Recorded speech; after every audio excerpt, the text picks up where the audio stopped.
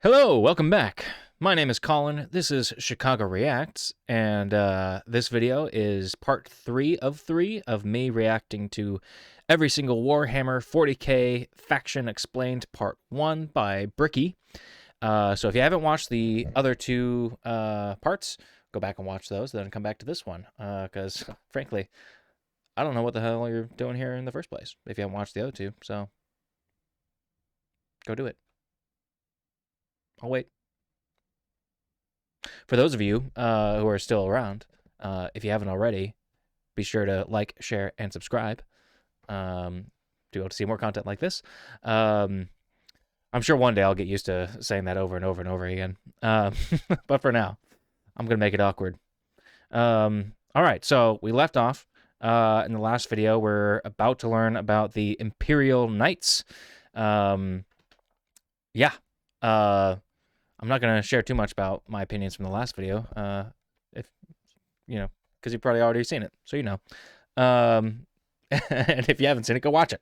All right, so I'm going to stop talking now, and we're going to get back into the video with Imperial Knights. Here we go. I got to actually click play, I guess. Oh, Lord, he coming! Do you like gigantic walkers the size of homes? Yes. Or medium-sized buildings?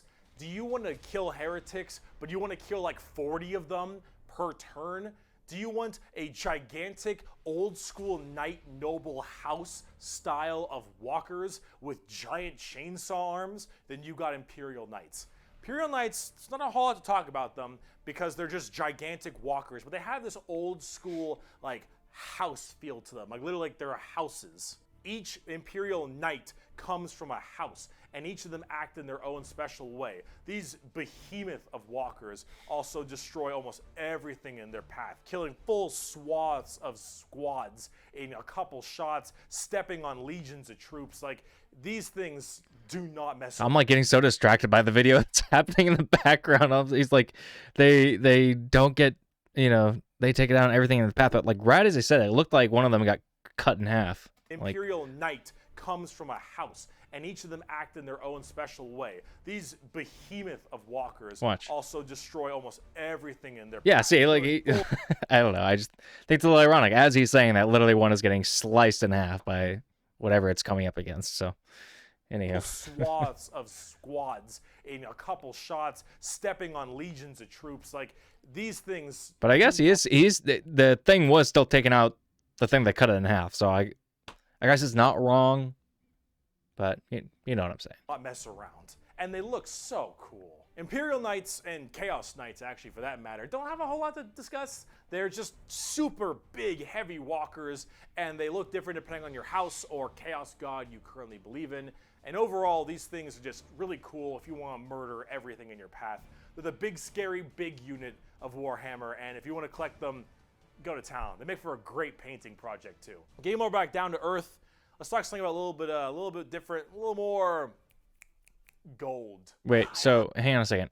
Were those giant, the last things we just learned about, the Imperial Knights, or yeah, the Imperial Knights? Were they giant robots or operated by people inside? I don't think I caught that. And I don't want to go all the way back. So someone in the comments, let me know. People inside, or were they robots? Thank you.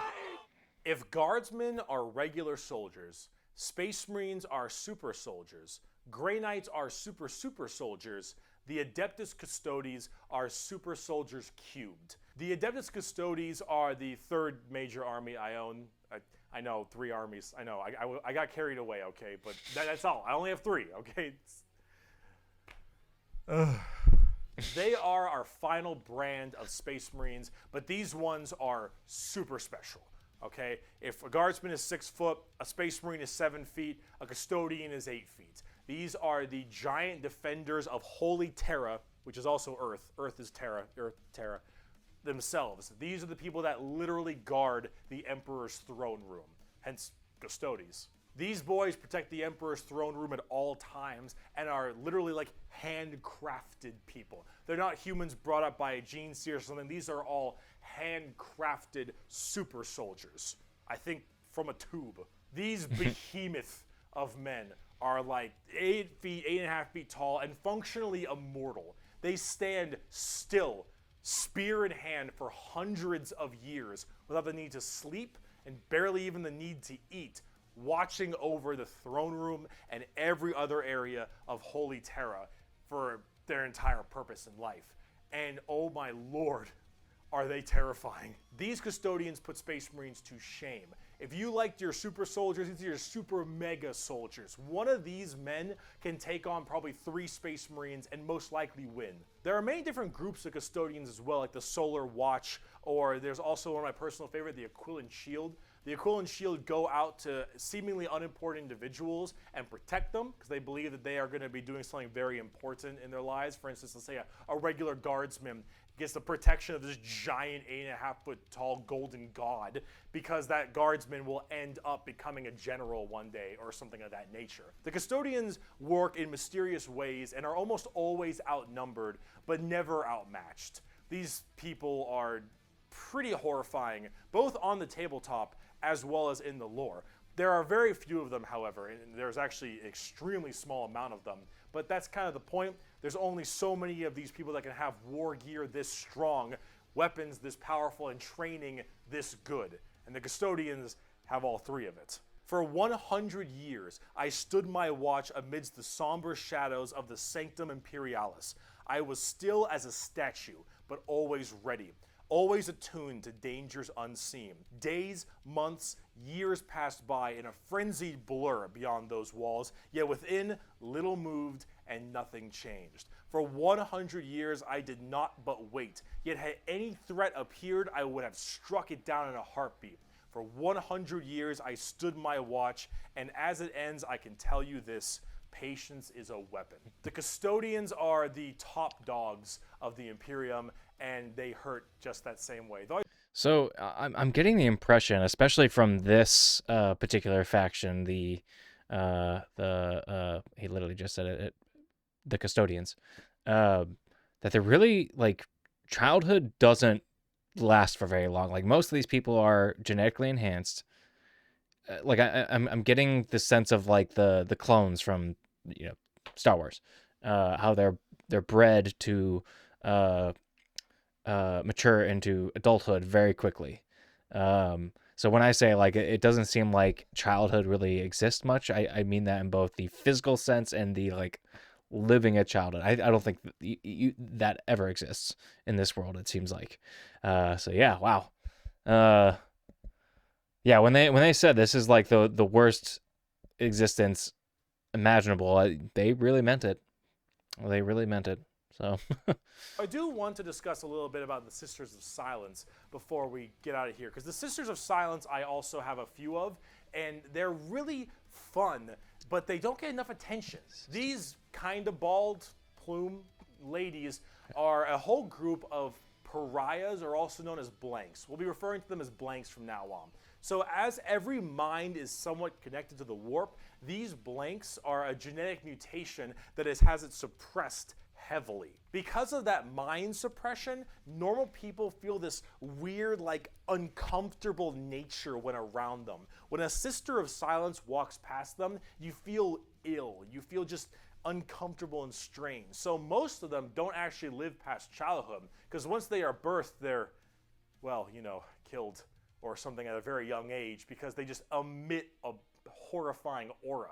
These ladies, however, are guardians. I feel like I've run into or come across a few people like this on the just on the streets, on public transportation and stuff like that. Every now and then you come across someone that just is totally silent, but you get that weird kind of sense that he's describing here. Yeah. Eesh. Spooky. Guardians of the throne as well for more psychic threats. See, none of the custodians are psychers, so they have a difficult time dealing with major demons and other kinds of psychic phenomena. These sisters are extremely specialized in it, all of them taking a vow of silence, as they don't speak, hence the term Sisters of Silence, but they communicate through hand gestures and things of that nature. But if there's a demon issue, if there's any kind of warp-based problem, the sisters are extremely adept at dealing with them, thanks to their blank gene. They normally work a lot of the time with the custodians because they have to deal with both kinds of threats, but they're not represented that way on the tabletop. In fact, they only have like one real model for them, which is very unfortunate. I hope they'll get some like news soon, because I think they should really be working together as it is that way in the lore, but hopefully we'll get there soon. But if we're talking about blanks, let's talk assassins. So he was saying there was only one model form, like only to represent that entire faction. There's only one version of it. Like, yeah, wow, that's a bummer. So whoever makes those, get on it. Like, get some more variety in there, I guess. Okay, and he said that they do sometimes work together with the custodians. So I guess alliances do exist in this world to a certain extent, at least. So that's interesting. Okay, getting a little more into the politics here. Here we go. And now we're on to Officio Assassinorum. It's been a long video. We're about to round it out. We got this and one more human thing, and then we're done. The assassins, though, the Officio Assassinorum. Ooh, Officio boy, Assassinorum. These people are deadly. Yeah, they're called assassins. They should be, but oh man, these people will mess you up. So these are from the Officio Assassinorum, a very special organization, and they are handpicked by the Grand Master of the Officio Assassinorum from the, what was it called? Schola Progenium. It's basically an orphan school. Your parents got murdered by demons or something, you get sent to this and you get trained to be whatever. Tempestus Drop Troop, an Inquisitor maybe even. Maybe you get a blank gene and you get thrown into the Sisters of Silence, or sometimes you just disappear. When you are taken, however, you go to one of 4 temples, because the Assassinorum works in the temple style of things. These temples are the Vindicare, Caluxus, Calidus, and Eversor temples. Let's start with the Vindicare. I'm far away. Don't think I want to go to the Eversor castle. Is that right? Is that what he said? Castle? Am I just like temple? Yes, temple, not castle. I do not want to go to the Eversor temple. What about you guys? Are the Vindicare, Caluxus, Calidus, and Eversor temples. Let's start with the Vindicare. I'm far away. I've been sitting here for 3 weeks. Poof! The Vindicare temple is the main sniper-based temple. Gigantic sniper rifles for all these assassins. Their whole point is to be able to be in a spot and sit there, eye and scope, for weeks, waiting for their perfect target, taking people out from literal miles away after extremely long time periods. The Vindicare temple is about precise, perfect aim.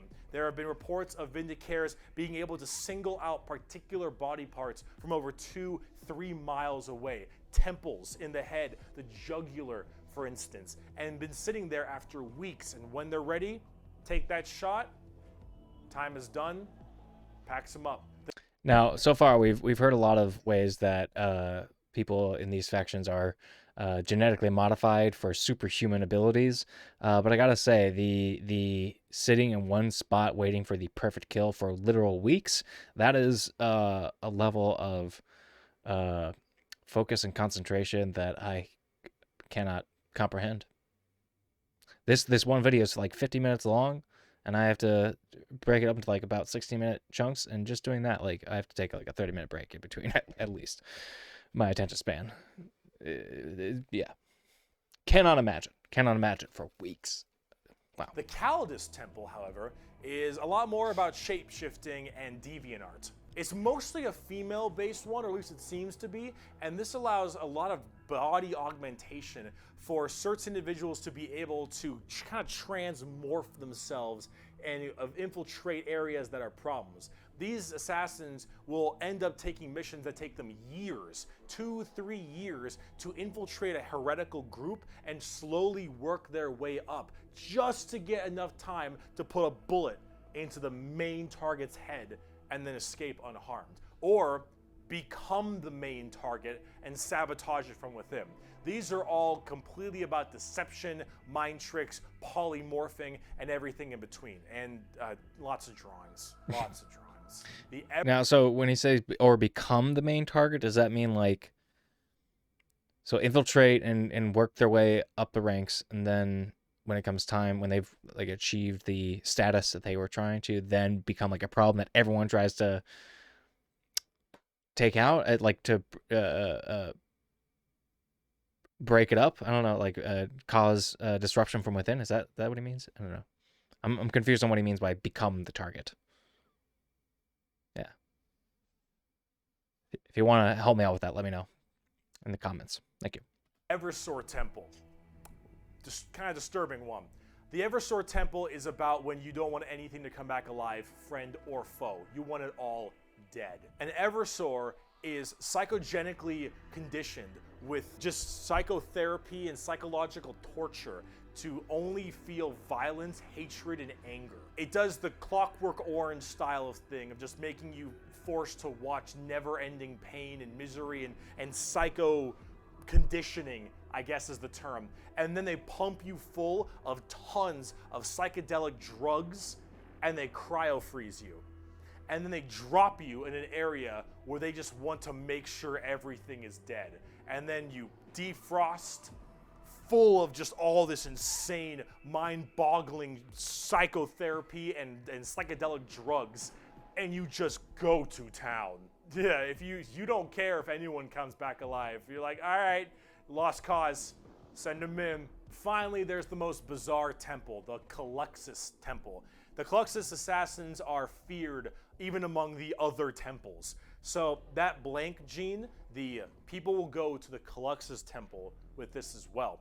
And this is where they can harness that to be massively anti-psyker or even just anti-regular people. They are seen with extreme fear and distrust among many, many people. They are described by the Eldar, by quote, as being pure evil. Imagine that uncomfortable feeling from that blank gene I mentioned, and then imagine them being taught and given equipment to amplify it by 100. If normally regular people feel uncomfortable, now they are basically akin to being a siren wailing directly in your ear. And if you're a psyker, oh no. The sheer presence of a Caluxus assassin is enough for you to tear your skin off. You will rather gouge your eyes out and rip your nails off than even being near this person. The Caluxus assassin is when you want psychers to literally lose their minds, and they will go on their knees and ask you to gun them down because it is a suitable choice over being anywhere near you. The motto of that temple is, "That which is unknown and unseen commands the greatest fear." Now, if it's Yeah, wow, that's spooky. My jaw was dropped for a long part of that. Mostly because the group before, the ones that are the it's all the assassin armor, right? The ones that were given like the Clockwork Orange type treatment there, and then dropped off into the frozen, and then dropped into a place with all death surrounded by, like, that sounded really fucking intense. Like, I couldn't imagine anyone else being more fearful than someone like that. But yeah, I think he explained that pretty thoroughly. Yep, that would make me. I'd probably want to claw my face out and beg for death if I had met one of those people. Yeah. The tabletop assassins aren't that special. You can call them in no matter what Imperium faction you are, and they do a lot of work for themselves, but at the same time, they're very specialized and require a lot of finesse. And they work the way you generally want them to, though. You want to cause some distortion and weird stuff, you take a Calidus. You want to just murder swaths of infantry and then blow up Eversor. You want to kill that one guy, Vindicare, and if you have a lot of Psychers, Caluxus. It's a nice little, like, jack of all trades if you have a specific thing you want to kill. And you get to choose which is really fun. But now, let's talk about the last human faction. We can round this video out before we do part 2, the Inquisition. And we have a lot to talk about with them. No one expects the Inquisition. I don't know. I didn't expect it. If anyone else got that Monty Python reference, hopefully I'm not the only one. They're still popular, right? Monty Python? Yeah, everyone knows. What am I talking about? The subject of heresy! Oh boy. Where do I even begin with the Inquisition? Take every secret police you can think of. The KGB, the Gestapo, the CIA, FBI, any of these kinds of people. And then mark it up by about 10, and give them the most power in the entire Imperium. No, you know what? How about this? This right here, it's not just a quote. This is the Imperial motto, the motto of the Inquisition. I apologize for my bad pronunciation. Innocentia nihil probat. Innocence proves nothing. The most powerful organization in the Imperium, the secret police, their number one motto is innocence proves nothing. The Inquisition goes around like the secret police or like detectives to find issues in the Imperium. And they have different ordos depending on which one we're talking about. The Ordo Hereticus, the Ordo Xenos, the Ordo Malleus, for instance, and a whole bunch of other ones. Hereticus is obvious, they deal with heretics. Xenos tries to find alien threats, and Malleus is demons. They all have different specializations in what they're trying to go for as this Inquisitor. And that's what they're called, Inquisitors. Each of them, as an Inquisitor, has their own free reign to do as they wish. They may have a ship and a crew, and they go out to find problems and interrogate people a lot. They are above the law in every department over Space Marines. Now, the Space Marines might argue against. Also, just want to pause and point this out, too. That's a cool drawing. That's cool. Space station palace. Kind of looks like Hogwarts in space. I like it. That's cool. What was I going to say? Something about the these people here. What did he say? I got so distracted by the pretty space castle. Yeah, the innocence proves nothing. Like, so if that's their motto and they go out and still interrogate people, like why even take the extra step of interrogating people? Why aren't they just wiping people out? I don't know. I want to learn more about these people, what they mean by innocence means nothing, you know? So who do they spare? Do they spare anyone? And if so, if they don't spare anyone, why take the extra step of interrogating them first before you kill them? Or is it just for fun? You know, playing with your food, I guess, so to speak. Maybe he'll explain more. Let's learn. Against them and stuff, and there might be a lot of blowback, but technically they are above them as Inquisitors.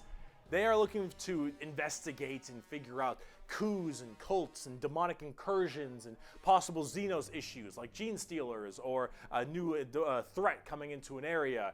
They're about learning that stuff and actually doing detective work. And memes aside, they're pretty good at it. The Inquisition having all of this power does make them a little bit power hungry and frantic sometimes. And yes, it is still a bad thing, but most of them are pretty good at their job. And they spend a Okay, so I guess they do still try to get information out. But just because someone gives the truth or is quote unquote innocent doesn't mean, I don't know. They get the information out first. They still need the information before they wipe anyone out or kill them, I guess it sounds like. So yeah, and also weren't those the cherubs that the sisters of the church, right? Is that what it was? Sisters of Battle? The Sisters of Battle used? Am I mixing that up with someone else? But it looked like in one of the image here. He's got the cherubs with him too. I don't know. Another alliance of some kind. Oh, interesting. Anyhow. Okay. Try not to miss too much here. Okay. Detective work. And memes aside, they're pretty good at it. The Inquisition having all of this power does make them a little bit power hungry and frantic sometimes. And yes, it is still a bad thing, but most of them are pretty good at their job. And they spend a lot of time being very diligent to make sure that all of these leads they follow are proper and correct. They're basically space detectives with just enormous power and sometimes a bit of a power complex. And we haven't even talked about Exterminatus yet. Exterminatus is deeming a planet unfit to be saved. I deem that this planet is demon infested and taking it back will cost too many resources and is not worth it. I have now committed Exterminatus on this planet. I will now sign the death warrant of an entire Imperium planet as it is unfit to take and better to be destroyed than allow the enemy to hold it. This can mean saturation bombardment. This can mean cracking the planet's core and breaking it apart. Doesn't matter. Render this planet inhospitable to all life. Yes, the innocence proves nothing people are the only people who can choose this planet must die in its entirety. Okay. Yeah, you're playing the villain. Now it is There we go. a That lot, but most kind of answered the question I was having before about the, innocence means nothing thing. All right then. Inquisitors are very rare to do Exterminatus. Exterminatus is a very crazy thing. There's only so many worlds that you don't want to destroy all of them. Makes sense. Naturally, with the memes aside, there are some people who are a little bit rough on this one. But most Let's see who this person was. Who are they talking about? Who are they calling out here? memes aside, there are some people who are a little bit rough on this one. Fidus Cryptman is an Inquisitor Lord of the Ordox Xenos, also known as Major Tyrannic Wars. Okay. So that's a particular character, I guess, who's fond of the extremist tactic. But most Inquisitors generally don't like to do Exterminatus a ton, but it is an option they have. And it's a crazy option when you think about it. Secret Police Inquisition are unfortunately not represented on the tabletop very much. You generally kind of put one in your army if you feel like it. You have a couple special options there and some side content, but they're not really fleshed out very well, and personally they need a lot more stuff put in there, and they really need a lot more effort put into them, and they're not quite where I want them to be. Overall, the Inquisition makes for a lot of the best storytelling as well, because it's a little bit hard to talk about a big story of a whole bunch of Space Marines killing something. Right? It's just a big battle story. It's not as interesting. Having that intrigue and that moral dilemma that an Inquisitor has makes for a lot better media. And honestly, the more people do it, I think it's better, because then it adds a little more humanity to the Warhammer horrible, horrible grimdarkness. And wow, we just finished the humans, all right? Come back for part 2 when we talk about Chaos and Xenos, because we got to talk about the 4 Chaos Gods and all the Chaos Marine Legions and the Tau and the Necrons and the Orcs, and oh boy, we got a lot. I'll see you in part 2. All right, yeah. Wow. That is a lot. I think I said this in the first one, but I feel like I should be taking notes because it's a lot of information. I'm picking up on some of it. I'm getting really distracted by the artwork in the background that he's showing, especially if it's a video, that my brain can't take in all that information all at once. So I'll probably have to do another watch through of this on my own time. So if I was asking a lot of questions or making comments that was like, he said that already, it's because it's just a lot of information to take in. But I'm enjoying it. Okay. I don't play tabletop games or role-playing games like that. I would like to. I've been interested in playing like D&D for a long time. And these factions are so cool. Like I want to try my hand at it, but I know we've only just barely scratched the surface so far. So like, I'm guessing it's probably not a good game to dip my toe into as far as like role-playing tabletop games goes. So if you have other suggestions other than D&D, I guess, for role-playing tabletop games, let me know. There's actually like a place right around the corner from my apartment here that does a lot of tabletop games, and I don't know, let me know what I should go there and ask them about. But yeah, I hope you enjoyed watching this, my reacting to Bricky's explanation of every single Warhammer 40k faction, part 1. I'll probably be doing part 2 sometime in the near future, so be sure to like, share, and subscribe if you want to see that, if that's the kind of content you want. Excuse me. Pardon me. Yeah, be sure to like, share, and subscribe if you want to see more content like this, as the saying goes. So yeah, thanks for coming, and I'll see y'all next time here at the Patrons.